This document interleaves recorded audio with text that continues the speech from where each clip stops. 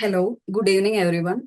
നമ്മളുടെ ഇന്നത്തെ സെഷൻ എന്ന് പറയുന്നത് BA പൊളിറ്റിക്കൽ സയൻസ് സെക്കൻഡ് ഇയറിന്റെ സിലബസ് ഡീകോഡിംഗ് സെഷനാണ്. അപ്പോൾ കഴിഞ്ഞ വർഷം നമ്മളുടെ ഫസ്റ്റ് ഇയർ കഴിഞ്ഞു. ഇപ്പൊ സെക്കൻഡ് ഇയറിലേക്ക് കയറി. ഇനി ഈ വർഷം നമ്മൾ എന്തൊക്കെ സബ്ജക്റ്റുകളാണ് പഠിക്കുന്നത്, ഏതൊക്കെ വിഷയങ്ങളാണ് നമ്മൾ ഈ വർഷം ഏതൊക്കെ വിഷയങ്ങളിലൂടെയാണ് നമ്മൾ ഈ വർഷം കടന്നു പോകുന്നത് എന്നൊക്കെ നമുക്കൊന്ന് പരിചയപ്പെടാം. അപ്പോൾ ഈ ഒരു സെഷനിൽ നിങ്ങൾ ഏതൊക്കെ യൂണിറ്റ്സ്, ഏതൊക്കെ ചാപ്റ്റേഴ്സ് ആണ് പഠിക്കാൻ പോകുന്നത് എന്ന് പരിചയപ്പെടുന്ന ഒരു സെഷനാണ്. ഇപ്പൊ നമ്മളുടെ കൂടെ ഇന്നുള്ളത് സോഷ്യോളജി ഡിപ്പാർട്ട്മെന്റിലെ സരിത മാമും ആൻഡ് മുബീന മാമും ആണ് നമ്മളുടെ കൂടെ ഇന്ന് ജോയിൻ ചെയ്യുന്നത്. അപ്പോൾ നമ്മളുടെ സെഷനിലേക്ക് കയറാം. ആൻഡ് നമ്മൾക്ക് നമ്മളുടെ സബ്ജക്റ്റുകൾ ഏതൊക്കെയാണെന്ന് നമ്മൾക്കൊന്ന് പരിചയപ്പെട്ടു നോക്കാം. ഓക്കെ, അപ്പൊ BA പൊളിറ്റിക്കൽ സയൻസ് സെക്കൻഡ് ഇയറിന്റെ നമ്മൾക്ക് ഓരോ വിഷയങ്ങളും, നമ്മൾ പഠിക്കാൻ പോകുന്ന ഓരോ വിഷയങ്ങളും നമുക്ക് ഏതൊക്കെയാണെന്ന് നോക്കാം. ഇതിൽ നിങ്ങൾ കോഴ്സ് അവൈലബിലിറ്റി, ക്രെഡിറ്റ്സ് എന്നൊക്കെ കണ്ടു. ഈ ക്രെഡിറ്റ് 6 ക്രെഡിറ്റ്സ്, 4 ക്രെഡിറ്റ്സ് എന്നൊക്കെ നിങ്ങൾ കണ്ടിട്ടുണ്ട്. അപ്പോൾ ഈ 6 ക്രെഡിറ്റ്സ് എന്ന് പറയുന്നത് നിങ്ങൾ ഒരു വിഷയം പഠിക്കാൻ എടുക്കുന്ന സമയമാണ്. അതായത് 1 ക്രെഡിറ്റ് എന്ന് പറയുന്നത് 30 അവേഴ്സ് ആണ്. അപ്പൊ 6 ക്രെഡിറ്റ് എന്ന് പറയുന്നത് 1 into 6 30 into 6 180 അവേഴ്സ് ആണ് നമ്മൾ ഒരു വിഷയം പഠിക്കാൻ എടുക്കുന്നത്. അപ്പൊ അതുപോലെ തന്നെ 4 ക്രെഡിറ്റ്, 6 ക്രെഡിറ്റ്സ്, അങ്ങനെ ഓരോ വിഷയങ്ങൾക്കും നമ്മൾ പഠിക്കാൻ എടുക്കുന്ന ഒരു സമയമാണ് ആ ക്രെഡിറ്റ്സ് എന്ന് കൊടുത്തിരിക്കുന്നത്. ഇനി നമുക്ക് നമ്മളുടെ കോഴ്സ് ഏതൊക്കെയാണ്, നമ്മൾ പഠിക്കാൻ പോകുന്ന സബ്ജക്റ്റുകൾ ഏതൊക്കെയാണെന്ന് നോക്കാം. BPSC 105 Introduction to Comparative Government and Politics, BPSC 101 Perspectives on Public Administration, BPSC 107 Perspectives on International Relations and World History, BPSC 109 Political Processes and Institutions in Comparative Perspective, BPSC 108 Public Policy and Administration in India, BPSC 110 Global Politics, BCOS 183 Computer Application in Business, BPCS 183 Emotional Intelligence, BPAG 173 E-Governance, BPCS 173 Psychology for Health and Well-Being, BEGG 173 Academic Writing and Composition, BPAG 174 Sustainable Development, BPCS 184 School Psychology, BPCS 186 Managing Stress, BPAS 184 Logistic Management, BEGS 183 Writing and Study Skills. അപ്പോൾ ഇതിൽ നിങ്ങൾ ആദ്യം കണ്ട 6 subject, അത് നിങ്ങളുടെ main സബ്ജക്റ്റുകൾ, അതായത് നിങ്ങളുടെ political science എന്ന സബ്ജക്റ്റുമായി റിലേറ്റ് ചെയ്യുന്ന സബ്ജക്റ്റുകളാണ് നിങ്ങൾ പരിചയപ്പെട്ട ആദ്യത്തെ 6 സബ്ജക്റ്റ്. പിന്നെ വരുന്ന 2 സബ്ജക്റ്റുകൾ നിങ്ങളുടെ ഇലക്ടീവ് സബ്ജക്റ്റുകളാണ്, അതായത് option സബ്ജക്റ്റുകളാണ്.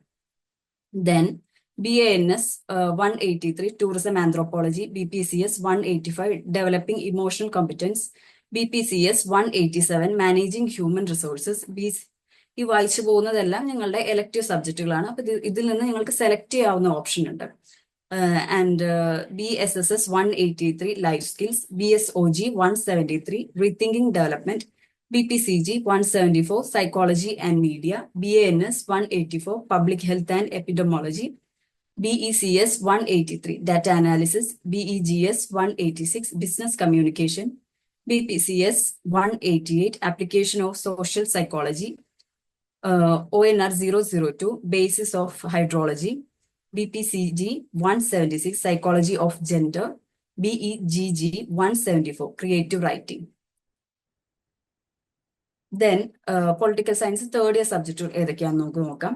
BPCS 111 Classical Political Philosophy, BPSC 112 Indian Political Thought 1, BPSC 113 Modern Political Philosophy, BPSC 114 Indian Political Thought 2, BPSE 141 Gandhi and the Contemporary World, BPSC 143 State Politics in India, BPSC 142 India's Foreign Policy in a Globalizing World, BPSC 144 Introduction to South Asia, BPSC 145 Democracy and Development in Northeast India, BPSC 146 Conflict Resolution and Peace Building. Then BA Political Science second year 4 year program day ആണ്. അതിൽ 4 core papers, compulsory papers and BE GAE 182 English communication skills, BE GS 183 writing and study skills, and 2 minor papers sociology either psychology. ഇനി നമ്മൾക്ക് നമ്മളുടെ സബ്ജക്റ്റുകൾ, അതായത് നമ്മളുടെ ഓരോ സബ്ജക്റ്റുകളും നമുക്ക് detail ആയി പരിചയപ്പെടാം.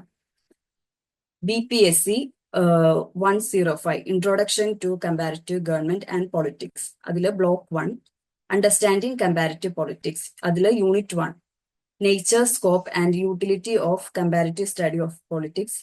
യൂണിറ്റ് 2 വരുന്നത് comparative method and strategies of comparison. Unit 3 വരുന്നത് ഇൻസ്റ്റിറ്റ്യൂഷണൽ അപ്രോച്ച്. യൂണിറ്റ് 4 വരുന്നത് സിസ്റ്റംസ് അപ്രോച്ച്. യൂണിറ്റ് 5 വരുന്നത് political economy approach. Then block 2 വരുന്നത് context of modern government. Unit 6 വരുന്നത് capitalism and the idea of liberal democracy. Unit 7 വരുന്നത് socialism and the working of the socialist state. Unit 8 വരുന്നത് decolonisation and the state in the developing world. Then block 3 വരുന്നത് themes for comparative analysis. അതിൽ unit 9 വരുന്നത് parliamentary supremacy and rule of law in UK.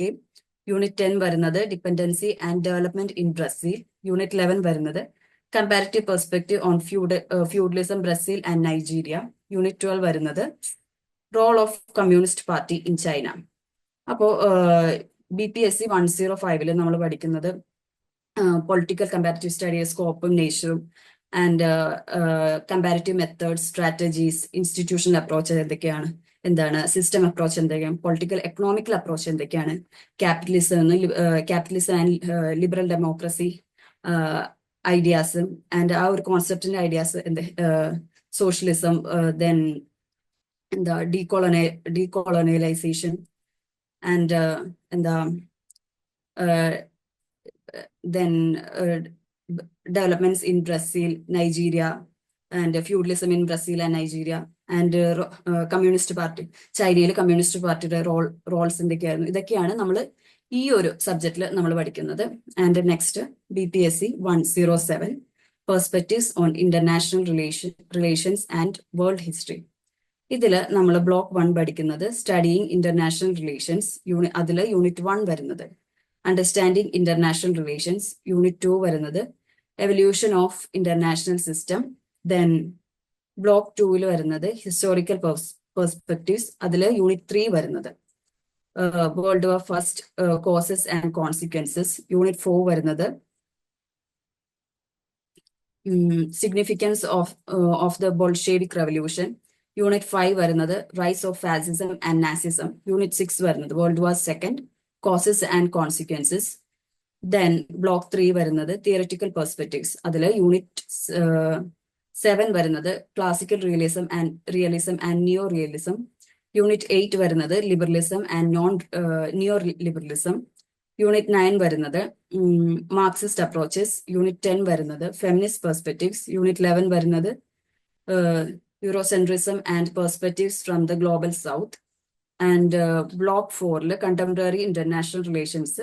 Unit 12 വരുന്നത് Cold War different phases. Unit 13 വരുന്നത് anti colonial movements and decolonialisation. Then unit 14 വരുന്നത് end of the Cold War, emergence of global order or disorder. Unit 15 വരുന്നത് changing nature of human system. അപ്പോൾ ഈ ഒരു സബ്ജക്റ്റിൽ നമ്മൾ പഠിക്കുന്നത് കുറച്ചുകൂടെ പൊളിറ്റിക്സിന് കുറച്ചുകൂടെ ഹിസ്റ്റോറിക്കൽ പെർസ്പെക്റ്റീവ്സിലാണ് നമ്മൾ ഇത് പഠിക്കുന്നത്. ബോൾഷെവിക് റെവല്യൂഷൻ, ഫാസിസം എന്ന ആശയം, നാസിസം എന്ന ആശയം, ആൻഡ് വേൾഡ് വാർ സെക്കൻഡിന്റെ കോസസും കോൺസിക്വൻസസും, ആൻഡ് ഇന്റർനാഷണൽ സിസ്റ്റത്തിന്റെ evolution and international relation, understanding international relations.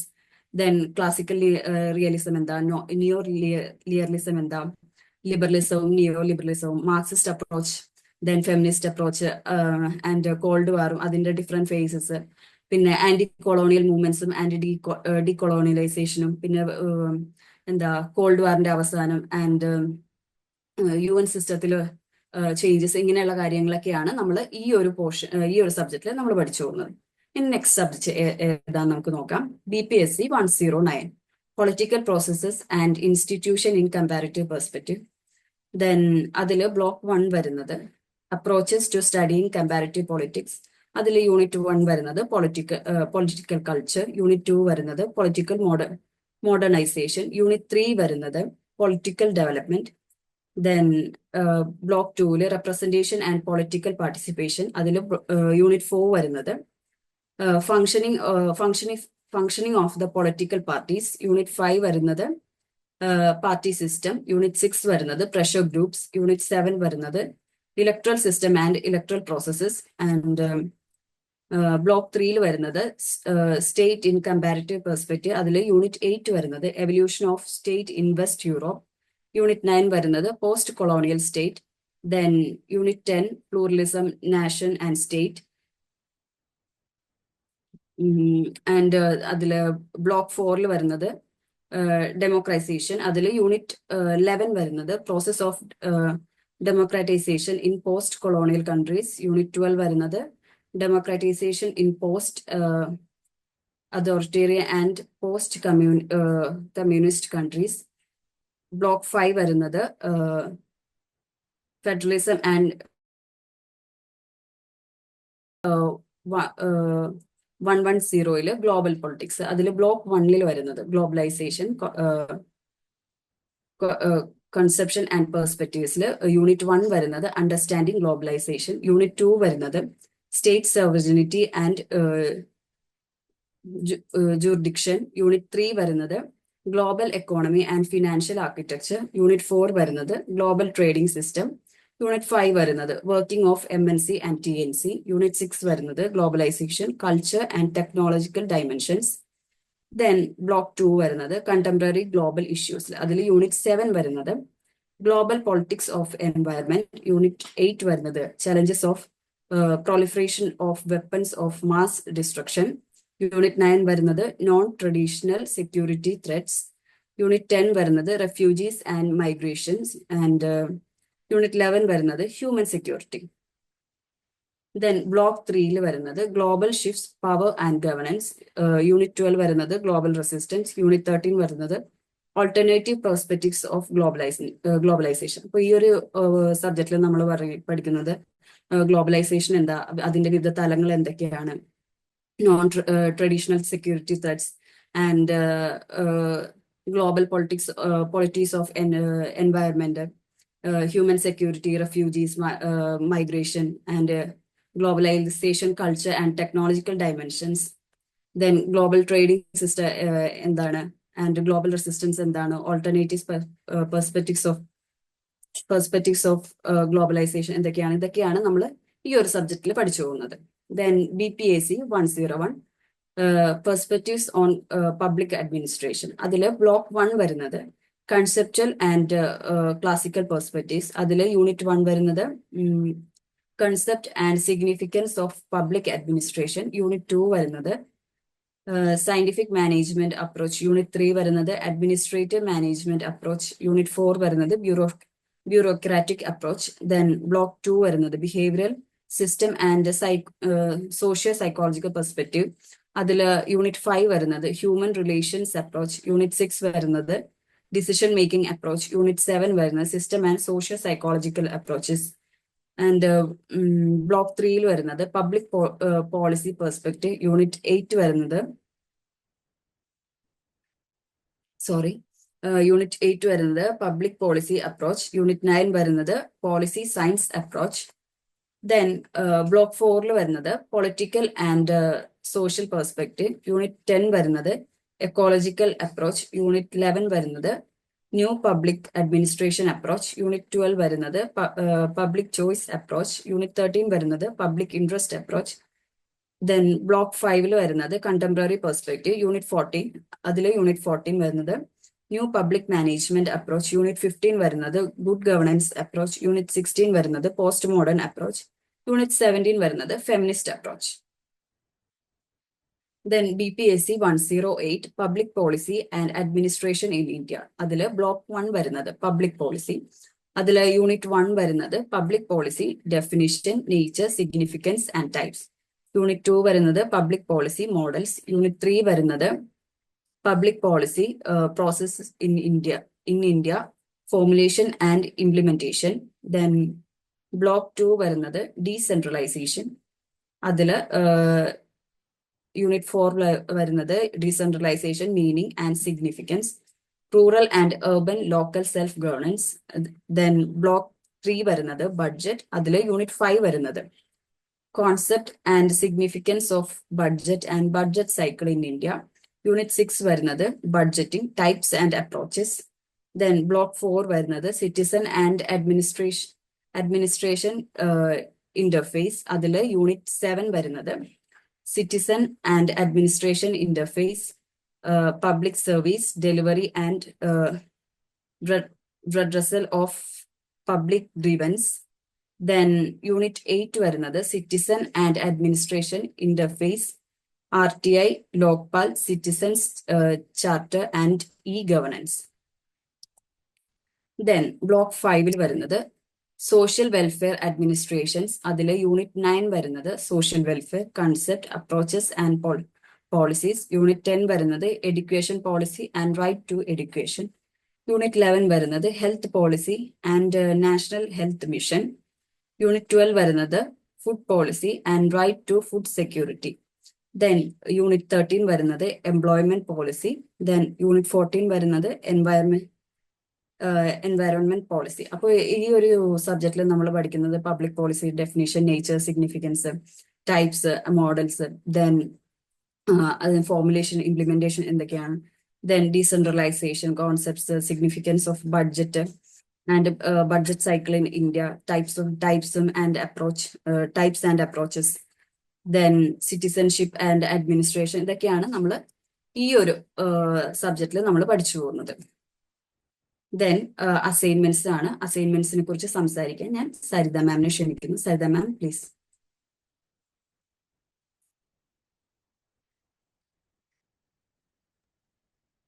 Saritha ma'am share ചെയ്യണം, അല്ലെങ്കിൽ ഞാൻ ഷെയർ. Thank you ma'am.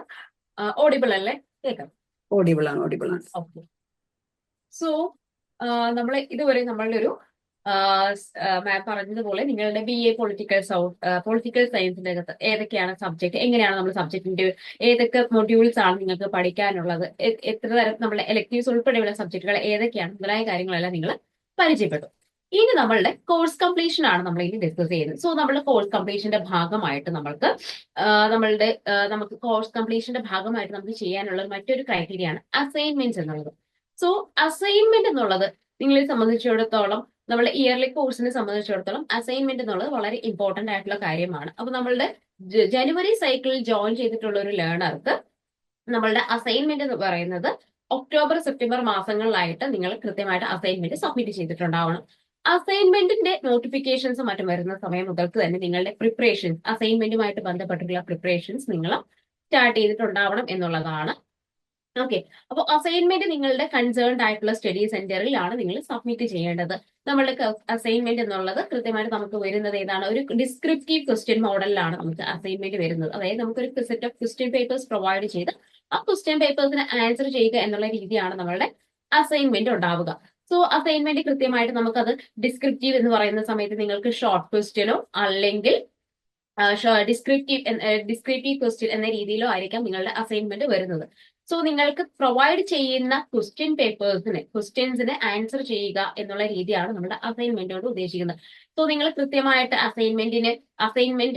അസൈൻമെന്റിന്റെ സർക്കുലേഴ്സും നോട്ടിഫിക്കേഷനും മറ്റും അസൈൻമെന്റ് ക്വസ്റ്റ്യൻ പേപ്പർ റിലീസ് ആവുന്ന സമയം മുതൽക്ക് നിങ്ങൾ കൃത്യമായിട്ട് എന്ത് ചെയ്യണം, അസൈൻമെന്റിനുള്ള അസൈൻമെന്റ് എഴുതി തുടങ്ങുക എന്നുള്ളതാണ് നമുക്കൊരു ഹെക്ടിക് ആയിട്ടുള്ള ഒരു ഷെഡ്യൂൾ നമുക്ക് ഇല്ലാതിരിക്കാൻ വേണ്ടി നമുക്ക് ചെയ്യാൻ പറ്റുന്ന ഒരു കാര്യം. സോ നിങ്ങൾ പ്രോപ്പർ ആയിട്ടുള്ള ഒരു ടൈം മാനേജ്മെന്റിലൂടെ അസൈൻമെന്റുകൾ എഴുതുക. നമുക്ക് ഓരോ വർഷവും പഠിക്കാനുള്ള സബ്ജക്റ്റുകളുടെ എണ്ണത്തിനെ ഡിപ്പെൻഡ് ചെയ്താണ് നമുക്ക് അസൈൻമെന്റ് ഉണ്ടായിരിക്കുക. അതായത് നമുക്ക് സെക്കൻഡ് ഇയറിൽ നമുക്ക് പഠിക്കാനുള്ള സബ്ജക്റ്റുകൾ എത്രയാണോ ആ സബ്ജക്റ്റുകൾക്ക് അത്രയും സബ്ജക്റ്റുകളുടെ എണ്ണത്തിനനുസരിച്ച് നമുക്ക് എന്തുണ്ടായിരിക്കും, അസൈൻമെന്റ് ഉണ്ടായിരിക്കും എന്നുള്ളതാണ്. ദെൻ നമ്മുടെ അസൈൻമെന്റ് എന്ന് പറയുന്നത് ഹാൻഡ് റിട്ടേൺ ഡോക്യുമെന്റ് ആണ്. ഓക്കെ. അപ്പൊ നമ്മൾക്ക് അസൈൻമെന്റ് എന്നുള്ളത് നമുക്കൊരു പ്രിന്റഡ് ആയിട്ടുള്ള ഒരു രീതിയിൽ നമുക്ക് പ്രിന്റഡ് വേർഷൻ നമുക്ക് ഉണ്ടായിരിക്കത്തില്ല. നിങ്ങൾക്ക് ഹാൻഡ് റിട്ടേൺ ആയിട്ടാണ് നമ്മളുടെ അസൈൻമെന്റ് നമ്മൾ തയ്യാറാക്കേണ്ടത്. ഓക്കെ. അസൈൻമെന്റിനകത്ത് നമുക്ക് മറ്റ് കളർ പേനുകളോ മറ്റൊന്നും തന്നെ യൂസ് ചെയ്യരുത്. ഇത്തരത്തിൽ നിരവധി ക്രൈറ്റീരിയാസും റെഗുലേഷൻസും നമ്മളുടെ അസൈൻമെന്റുമായിട്ട് ബന്ധപ്പെട്ട് ഉണ്ടായിരിക്കുന്നതാണ്. ദെൻ അസൈൻമെന്റിന് മിനിമം നമുക്ക് 35 മാർക്കെങ്കിലും നമ്മൾ നേടിയിരിക്കണം എന്നുള്ളതാണ് നമ്മുടെ പാസ് മാർക്ക് ആയിട്ട് പരിഗണിക്കുന്നത്. സോ നിങ്ങൾക്ക് നിർബന്ധമായിട്ടും ഓരോ അസൈൻമെന്റിലും നിങ്ങൾക്ക് 35 മാർക്ക് എന്നുള്ളത് നിങ്ങളുടെ പാസ് മാർക്ക് ആണ് എന്നുള്ളത് നിങ്ങൾ ഓർക്കുക. സോ അസൈൻമെന്റിന് നമ്മളുടെ കോഴ്സിൽ വളരെയധികം ഇമ്പോർട്ടന്റ് ആണ്. സോ നിങ്ങളുടെ നമുക്ക് യൂണിവേഴ്സിറ്റി പറയുന്ന നിർദ്ദിഷ്ട സമയത്തിനുള്ളിൽ നിങ്ങളുടെ അസൈൻമെന്റ് നിങ്ങൾ നിർബന്ധമായും എഴുതി സബ്മിറ്റ് ചെയ്യുക. നിങ്ങളുടെ സ്റ്റഡി സെന്ററിലാണ് നിങ്ങൾ സബ്മിറ്റ് ചെയ്യേണ്ടത്. ഇനി സ്റ്റഡി സെന്ററിൽ സബ്മിറ്റ് ചെയ്യുന്ന സമയത്ത് നിങ്ങൾ സബ്മിഷനുമായിട്ട് ബന്ധപ്പെട്ട് നിങ്ങളുടെ സ്റ്റഡി സെന്റർ കോർഡിനേറ്ററിൽ നിന്ന് നിങ്ങൾ അസൈൻമെന്റ് സബ്മിറ്റ് ചെയ്തതിന്റെ ഒരു അക്നോളജ്മെന്റ് സ്ലിപ്പ് നിങ്ങൾ നിർബന്ധമായിട്ട് മേടിക്കണം. സബ്മിഷൻ അക്നോളജ്മെന്റ് സ്ലിപ്പ് നിർബന്ധമായിട്ട് നിങ്ങൾ കൈപ്പറ്റുക. അല്ലെങ്കിൽ നിങ്ങളുടെ അസൈൻമെന്റിന്റെ കൺസേൺ ആയിട്ടുള്ള അസൈൻമെന്റുകളുടെ ഒരു ഡ്യൂപ്ലിക്കേറ്റ് കോപ്പി നിങ്ങളുടെ കൈവശം വെക്കുക എന്നുള്ളതാണ് നമ്മൾ ശ്രദ്ധിക്കേണ്ടത്. ഇത് നിർബന്ധമാണ്. കാരണം ഫ്യൂച്ചറിൽ നമുക്ക് ഏതെങ്കിലും തരത്തിൽ നമ്മുടെ അസൈൻമെന്റ്സിൽ ലോസ്റ്റ് ആവുകയോ അല്ലെങ്കിൽ അസൈൻമെന്റുമായിട്ട് ബന്ധപ്പെട്ട എന്തെങ്കിലും മാർക്കുമായിട്ട് ബന്ധപ്പെട്ട എന്തെങ്കിലും ബുദ്ധിമുട്ടോ മറ്റോ ഉണ്ടാവുകയാണെന്നുണ്ടെങ്കിൽ അതിനെ സൊല്യൂഷൻ എന്നുള്ള രീതിയിലാണ് നമ്മൾ ഈ ഒരു സബ്മിഷൻ അക്നോളജ്മെന്റ് സ്ലിപ്പ് കരുതാനായിട്ട് വാങ്ങാനായിട്ട് പറയുന്നത്. അതോടൊപ്പം തന്നെ ഒരു ഡ്യൂപ്ലിക്കേറ്റ് കോപ്പിയും നിങ്ങൾ കരുതുക എന്നുള്ളത് നിങ്ങൾക്ക് കുറച്ചുകൂടി മുൻകരുതലാണ്. ഓക്കെ, ദെൻ നമ്മളുടെ അസൈൻമെന്റ് കഴിഞ്ഞാൽ മറ്റൊരു രീതിയാണ് നമ്മുടെ ടേം ആൻഡ് എക്സാമിനേഷൻ. ഓക്കെ, നമ്മൾ ഇയർലി കോഴ്സ് ആയതുകൊണ്ട് തന്നെ നമുക്ക് എക്സാം വരുന്നത് നമ്മളുടെ ഒരു ജനുവരി ജോയിൻ ചെയ്തിട്ടുള്ള ലേണറെ സംബന്ധിച്ചിടത്തോളം നിങ്ങൾക്ക് ഡിസംബറിലായിരിക്കും എക്സാം ഉണ്ടാവുക. സോ യൂണിവേഴ്സിറ്റിയിൽ നിന്നും കൃത്യമായിട്ടുള്ള അറിയിപ്പുകൾ വന്നു കഴിഞ്ഞാൽ നിങ്ങൾ കൃത്യസമയത്ത് തന്നെ, അതായത് യൂണിവേഴ്സിറ്റിയിൽ നിന്ന് ടേം ആൻഡ് എക്സാമുമായിട്ട് ബന്ധപ്പെട്ടിട്ടുള്ള നോട്ടിഫിക്കേഷൻ വന്നു കഴിഞ്ഞാൽ ഉടൻ തന്നെ നിങ്ങളുടെ എക്സാമിന് വേണ്ടിയിട്ട് രജിസ്റ്റർ ചെയ്യണം. രജിസ്റ്റർ ചെയ്താൽ മാത്രമേ നമുക്ക് ടേം ആൻഡ് എക്സാം എഴുതാനായിട്ട് സാധിക്കുകയുള്ളൂ.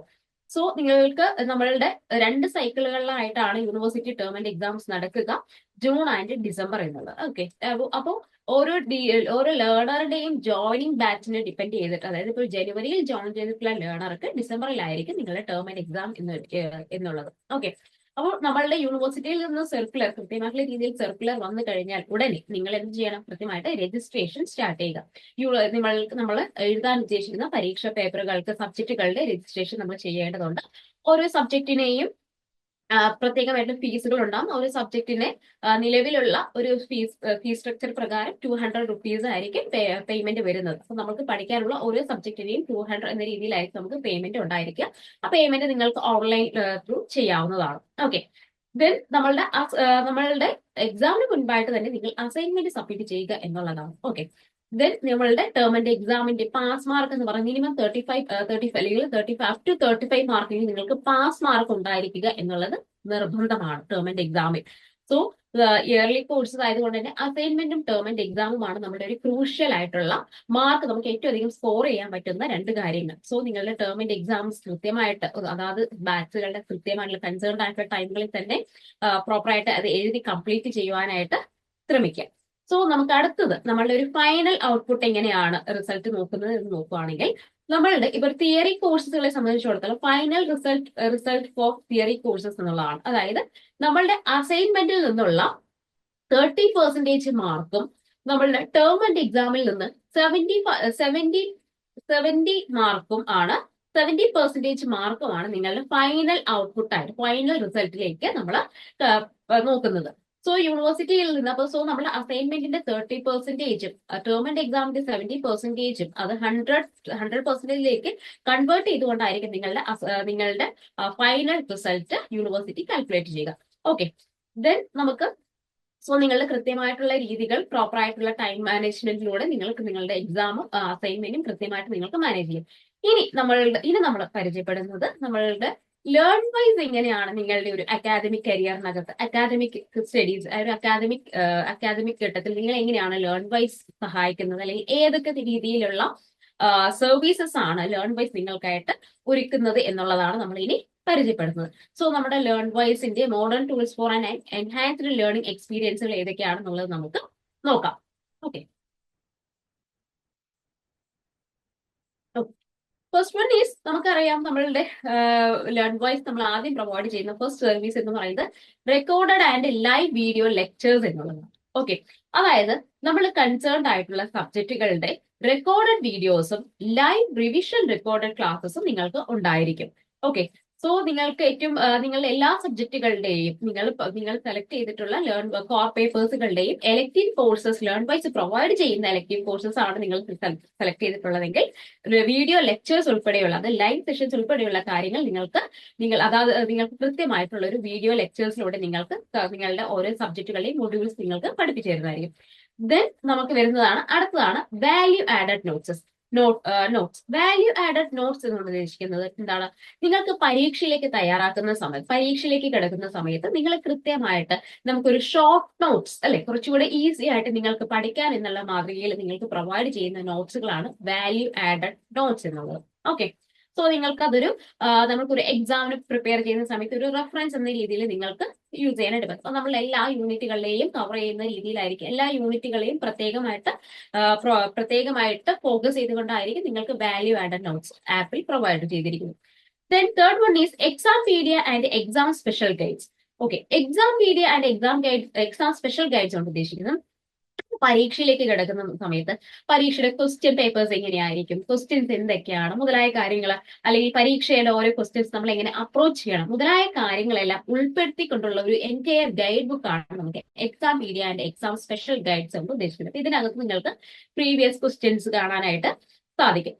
Then fourth one is assignment answer guide books. Okay, നമ്മൾ ഓൾറെഡി പറഞ്ഞു നമുക്ക് യൂണിവേഴ്സിറ്റിയിൽ നമുക്ക് അസൈൻമെന്റ് മാൻഡേറ്ററി ആണെന്നുള്ളത്. സോ അസൈൻമെന്റുമായിട്ട് കൺസേൺഡ് ആയിട്ടുള്ള എല്ലാ സബ്ജക്റ്റുകളുടെയും അസൈൻമെന്റ് ആൻസർ ഗൈഡ് ബുക്ക് നിങ്ങൾക്ക് ആപ്പിൽ പ്രൊവൈഡ് ചെയ്യുന്നതായിരിക്കും. ഇത് പ്രകാരം നിങ്ങൾക്ക് എന്ത് ചെയ്യാം, നിങ്ങളുടെ അസൈൻമെന്റ് എഴുതുന്ന സമയത്ത് നമ്മളുടെ ഈ ആൻസർ ഗൈഡ് ബുക്കുകൾ റെഫർ ചെയ്തുകൊണ്ടുകൂടി നിങ്ങൾക്ക് നിങ്ങളുടെ അസൈൻമെന്റ് നല്ല രീതിയിൽ കംപ്ലീറ്റ് ചെയ്യുവാനായിട്ട് സാധിക്കും. ദെൻ ഫിഫ്ത് വൺ, നമുക്ക് അടുത്ത കാര്യങ്ങൾ എന്ന് പറയുന്നത് ഇത്രയുമാണ് നമ്മളുടെ സ്പെഷ്യൽ ഫീച്ചേഴ്സ് എന്ന് പറയും. ദെൻ നമ്മൾ അടുത്ത് പ്രൊവൈഡ് ചെയ്യുന്നത് മോർ ടൂൾസ് ആൻഡ് സപ്പോർട്ട്സ് എന്ന് പറയുന്നത് എക്സ്ട്രാ ലേൺ വൈസ് പ്രൊവൈഡ് ചെയ്യുന്ന എക്സ്ട്രാ സർവീസസ് എന്തൊക്കെയെന്ന് വെച്ച് കഴിഞ്ഞാൽ previous year question papers ultimate analysis. ഇത് നമ്മളുടെ പ്രീവിയസ് ഇയർ ക്വസ്റ്റ്യൻ പേപ്പേഴ്സിനെ ബേസ് ചെയ്തുകൊണ്ട് നടത്തുന്ന ഒരു സ്പെഷ്യൽ സെഷൻസ് ആണ്. ഇതിനകത്ത് നമുക്ക് പ്രീവിയസ്ലി റിപ്പീറ്റഡ് ആയിട്ടുള്ള അല്ലെങ്കിൽ ഫ്രീക്വന്റ്ലി ചോദിച്ചിട്ടുള്ള ക്വസ്റ്റ്യൻസിനെ ബേസ് ചെയ്തുകൊണ്ടുള്ള ഒരു സെഷൻസ് ആയിരിക്കും. ഇതിനകത്ത് നിങ്ങൾക്ക് ബ്ലോക്ക് വൈസ് യൂണിറ്റ് വൈസ് നിങ്ങൾക്ക് ഏറ്റവും ഇമ്പോർട്ടൻസ് നമ്മളുടെ പല രീതിയിലുള്ള ഇമ്പോർട്ടൻസ്, അതായത് നമ്മൾക്ക് വളരെയധികം പ്രാധാന്യം കൊടുത്ത് പഠിക്കേണ്ടത് ഏതാണ്, മീഡിയം ലെവൽ ഏതാണ്, ലോ ലെവൽ ഫ്രീക്വൻസി നമ്മൾ ഫോക്കസ് ചെയ്യേണ്ട ഭാഗങ്ങൾ ഏതൊക്കെയാണ്, അത്തരത്തിൽ നമ്മളുടെ ഓരോ ഇയറിലെയും ക്വസ്റ്റ്യൻ പേപ്പേഴ്സിനെ ഇൻഡെപ്ത് ആയിട്ട് ഫോക്കസ് ചെയ്തുകൊണ്ട് നിങ്ങൾക്കൊരു ഇൻഡീറ്റെയിൽഡ് ആയിട്ടുള്ള ഒരു സെഷൻ പ്രൊവൈഡ് ചെയ്യുന്നതാണ് previous year question papers ultimate analysis എന്നുള്ളത്. ഇത് നിങ്ങളുടെ പരീക്ഷയുമായിട്ട് ബന്ധപ്പെട്ട് നിങ്ങൾക്ക് പ്രൊവൈഡ് ചെയ്യുന്നതായിരിക്കും. ദെൻ IGNOU മോഡൽ എക്സാം, ഇത് നമുക്ക് നിങ്ങളുടെ യൂണിവേഴ്സിറ്റി പരീക്ഷകൾ എങ്ങനെയായിരിക്കും, അല്ലെങ്കിൽ യൂണിവേഴ്സിറ്റി പരീക്ഷ ക്വസ്റ്റ്യൻസ് എങ്ങനെയായിരിക്കും, പരീക്ഷ എങ്ങനെയാണ്, പരീക്ഷയുടെ കൃത്യമായിട്ടുള്ള ഒരു സമയം 3 hours എങ്ങനെ നമ്മൾ യൂട്ടിലൈസ് ചെയ്യണം, എങ്ങനെ മാനേജ് ചെയ്യണം മുതലായ കാര്യങ്ങളെല്ലാം ഉൾപ്പെടുത്തിക്കൊണ്ടുള്ള നിങ്ങൾക്കൊരു IGNOU യൂണിവേഴ്സിറ്റിയുടെ മോഡൽ തന്നെ നമ്മൾ ചെയ്യുന്നുണ്ട്. ലേൺ വൈസ് നിങ്ങൾക്കൊരു മോഡൽ എക്സാം കണ്ടക്ട് ചെയ്യുന്നതായിരിക്കും. ഇത് നിങ്ങൾക്കൊരു യൂണിവേഴ്സിറ്റി എക്സാമിലേക്ക് കടക്കുന്നതിന് മുമ്പ് തന്നെ നിങ്ങൾക്കൊരു പ്രീ എക്സ്പീരിയൻസ് തരുന്ന ഒരു സെഷൻ ആണ്, പ്രീ എക്സ്പീരിയൻസ് നൽകുന്നതാണ് മോഡൽ എക്സാം എന്നുള്ളത്. Okay, then IGNOU exam help desk. University exam registration start ചെയ്ത് കഴിഞ്ഞാൽ പല വിദ്യാർത്ഥികളും എന്തായിരിക്കും എക്സാം രജിസ്ട്രേഷനുമായിട്ട് ബന്ധപ്പെട്ട് കൺഫ്യൂഷൻസ് ഉണ്ടാവും അല്ലെ. അപ്പൊ അത്തരത്തിൽ നിങ്ങൾക്ക് എക്സാം രജിസ്ട്രേഷനുമായിട്ട് ബന്ധപ്പെട്ടു അല്ലെങ്കിൽ എക്സാമുമായിട്ട് ബന്ധപ്പെട്ട് നിരവധി സംശയങ്ങളും മറ്റു ബുദ്ധിമുട്ടുകളൊക്കെ ഉണ്ടാകുന്ന സമയത്ത് നിങ്ങളെ ഹെൽപ്പ് ചെയ്യുന്നതിന് വേണ്ടിയിട്ടാണ് IGNOU എക്സാം ഹെൽപ്പ് ഡെസ്ക് പ്രവർത്തിക്കുന്നത്. സോ നിങ്ങൾക്ക് നിങ്ങളുടെ എക്സാം സമയങ്ങളിൽ നിങ്ങൾക്ക് ലേൺ വൈസ് പ്രൊവൈഡ് ചെയ്യുന്ന IGNOU എക്സാം ഹെൽപ്പ് ഡെസ്ക് നിങ്ങൾക്ക് യൂട്ടിലൈസ് ചെയ്യാവുന്നതാണ്. Then English enrichment programme EEP. Okay, ഇത് നമ്മുടെ ലാംഗ്വേജ് ഇംപ്രൂവ് ചെയ്യുന്നതിന് വേണ്ടിയിട്ട്, എസ്പെഷ്യലി ഇംഗ്ലീഷ് ലാംഗ്വേജ് ഇംപ്രൂവ് ചെയ്യുന്നതിന് വേണ്ടിയിട്ട് നിങ്ങൾക്ക് ലേൺ വൈസ് പ്രൊവൈഡ് ചെയ്യുന്ന ഒരു കോഴ്സ് ആണ് ഇംഗ്ലീഷ് എൻറിച്ച്മെന്റ് പ്രോഗ്രാം. ഇതിനകത്ത് പ്രത്യേകമായിട്ട് എന്താണ്, നിങ്ങൾക്ക് ഡെയിലി ഓരോ ടാസ്ക് പ്രൊവൈഡ് ചെയ്തുകൊണ്ടാണ് നിങ്ങളുടെ ലാംഗ്വേജ് ഇംപ്രൂവ് ചെയ്യുന്നതിന് വേണ്ടിയിട്ട് നമ്മൾ ക്ലാസ്സസ് സെഷൻസ് പ്രൊവൈഡ് ചെയ്യുന്നത്. അപ്പൊ ഇതിനകത്ത് ഓരോ ദിവസവും നിങ്ങൾക്ക് ഓരോ ടാസ്കുകൾ പ്രൊവൈഡ് ചെയ്യും. അത് നിങ്ങൾ ഓരോ ദിവസവും കംപ്ലീറ്റ് ചെയ്തുകൊണ്ട് നിങ്ങളുടെ ലാംഗ്വേജ് എഫിഷ്യൻസി ഇംപ്രൂവ് ചെയ്യുവാനായിട്ട് നിങ്ങൾക്ക് സാധിക്കും. സോ ഇംഗ്ലീഷ് ലാംഗ്വേജിൽ ഒരു സ്കിൽ കുറച്ച് പുറകിലോട്ട് നിൽക്കുന്ന ലേണേഴ്സിനൊക്കെ ആണെന്നുണ്ടെങ്കിൽ നമുക്ക് നമ്മുടെ ഇംഗ്ലീഷ് എൻറിച്ച്മെന്റ് പ്രോഗ്രാം യൂട്ടിലൈസ് ചെയ്തുകൊണ്ട് നിങ്ങൾക്ക് നിങ്ങളുടെ ലാംഗ്വേജ് ഇംപ്രൂവ് ചെയ്യുവാനായിട്ട് സാധിക്കും. ദെൻ കോ കരിക്കുലർ ഈവന്റ്സ് ഇത് നമ്മൾ ഉദ്ദേശിക്കുന്നത് നമ്മൾ എന്താണ് നമ്മളുടെ അതാത് സ്റ്റഡീസുമായിട്ട് ബന്ധപ്പെട്ട് അല്ലെങ്കിൽ അതായത് സബ്ജക്റ്റുമായിട്ട് റിലേറ്റ് ആയി ബന്ധപ്പെട്ടുകൊണ്ട് നിങ്ങൾക്ക് എന്തുകൊണ്ട് കരിയർ അല്ലെങ്കിൽ എന്താണ് നിങ്ങളുടെ ഒരു കോ കരിക്കുലർ ഈവന്റ്സുകൾ നമ്മൾ കണ്ടക്ട് ചെയ്യാറുണ്ട്. ഇത് നിങ്ങളുടെ കൺസേൺ ആയിട്ടുള്ള സബ്ജക്റ്റിനകത്ത് നിങ്ങൾക്ക് എങ്ങനെയാണ് ഫ്യൂച്ചർ അല്ലെങ്കിൽ ഒരു കരിയർ പ്ലാനിങ്സ് അല്ലെങ്കിൽ നിങ്ങൾക്ക് കരിയറുമായിട്ട് ബന്ധപ്പെട്ട് ഇപ്പൊ ഈവൻ നമ്മളുടെ കൺസേൺ ആയിട്ടുള്ള സബ്ജക്റ്റുകളിലുള്ള സ്പെഷ്യലിസ്റ്റുകളുമായിട്ടുള്ള സെഷൻസ് ഇത്തരത്തിലുള്ള കാര്യങ്ങളാണ് നമ്മൾ കോ കരിക്കുലർ ഈവന്റ്സ് നമ്മൾ പ്രൊവൈഡ് ചെയ്യാറുണ്ട്. Then upskilling and career development initiatives ഇത് നമ്മൾ നേരത്തെ പറഞ്ഞ പോലെ നമ്മൾ കരിയർ ഡെവലപ്മെന്റുമായിട്ട് ബന്ധപ്പെട്ടുള്ള നിരവധി സെഷൻസ് നമ്മൾ ലേൺ വൈസ് അതാത് സമയങ്ങളിൽ നിങ്ങൾക്ക് കൃത്യമായിട്ട് പ്രൊവൈഡ് ചെയ്യാറുണ്ട്. ഇത് നിങ്ങളുടെ കരിയർ ഡെവലപ്മെന്റുമായിട്ടും കരിയർ ഗ്രോത്തുമായിട്ടും അല്ലെങ്കിൽ ഇപ്പൊ ഏത് ഫീൽഡിൽ നിൽക്കുന്ന പല ഫീൽഡുകളിലേക്ക് നിൽക്കുന്ന ലേണേഴ്സിന് അവരുടെ കരിയർ എങ്ങനെ ഒരു എൻഹാൻസ് ചെയ്യാം അല്ലെങ്കിൽ അപ്ലിഫ്റ്റ് ചെയ്യാം മുതലായ കാര്യങ്ങളെല്ലാം ഉൾപ്പെടുത്തുന്ന തരത്തിലുള്ള സെഷൻസ് നമ്മൾ പ്രൊവൈഡ് ചെയ്യുന്നതായിരിക്കും. സോ ഇത്രയാണ് നമ്മൾ ലേൺ വൈസ് നിങ്ങളുടെ ഒരു അക്കാദമിക് ജേർണിയിൽ നിങ്ങൾക്ക് ഫുൾ സപ്പോർട്ട് തന്നുകൊണ്ട് നമ്മൾ പ്രൊവൈഡ് ചെയ്യുന്ന സർവീസസ്. സോ നിങ്ങൾക്ക് നമ്മൾ റെഡി ടു ഇന്നോവേറ്റ് എന്ന രീതിയിലാണ് നമ്മളുടെ ലേൺ വൈസുമായിട്ട് എപ്പോഴും നിങ്ങൾ കണക്ട് ചെയ്തുകൊണ്ടിരിക്കുക. നിങ്ങളുടെ സെഷൻസും നിങ്ങൾക്ക് നിങ്ങളുടെ ഒരു അക്കാദമിക് ജേർണി നിങ്ങൾക്ക് കംപ്ലീറ്റ് ചെയ്യുന്നതിനും നിങ്ങളുടെ ഒരു ഡ്രീം അച്ചീവ് ചെയ്യുന്നതിന് വേണ്ടിയിട്ടും നമ്മൾ എപ്പോഴും ലേൺ വൈസ് നിങ്ങളോടൊപ്പം ഉണ്ടായിരിക്കും. സോ ലേൺ വൈസുമായിട്ട് എപ്പോഴും കണക്ട് ചെയ്യുക, stay connected with Learn Wise. So നമ്മളുടെ ഒരു സെഷന്റെ അകത്ത് നമ്മൾ ഡിസ്കസ് ചെയ്തിട്ടുള്ള എല്ലാ കാര്യങ്ങളെ കുറിച്ച് നിങ്ങൾക്ക് വിശദമായിട്ടൊരു അറിവ് ഉണ്ടായിട്ടുണ്ടെന്ന് വിശ്വസിക്കുന്നു. So thank you so much.